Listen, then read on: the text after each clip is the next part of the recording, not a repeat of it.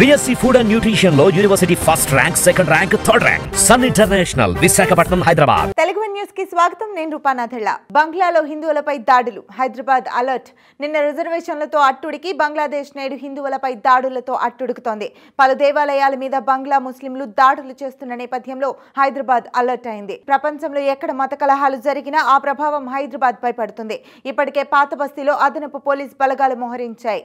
బంగ్లాలో శాంతి భద్రతలు అదుపు తప్పడంతో షేక్ హసీనా తన పదవికి రాజీనామా చేసి భారత్లో తలదాచుకున్నారు. అభద్రతా భావంతో ఉన్న ప్రజలు బెంగాల్ గుండా హైదరాబాద్ లోకి చొరబడుతున్నట్లు ఇంటెలిజెన్స్ స్పెషల్ బ్రాంచ్ కు సమాచారం అందింది. ప్రస్తుతం మొహమ్మద్ యూనస్ ప్రభుత్వం బంగ్లాలో అధికారంలో ఉంది. కేవలం 8% మంది మాత్రమే హిందువులు ఉన్నారు. ఎక్కువగా కృష్ణ దేవాలయాలు ఉన్నాయి.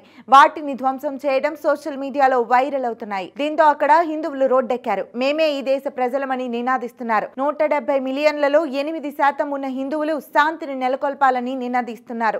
హిందువులు ఇళ్లు, దేవాలయాలకు పలువురు ముస్లింలు రక్షణగా నిలిచారు. బంగ్లాదేశ్ నుంచి రోహింగ్యాలు ఎక్కువగా పాత బస్తీలో బస చేస్తున్నారు. వారికి ఆధార్ కార్డులు, ఓటర్ కార్డులు కూడా వచ్చేశాయి.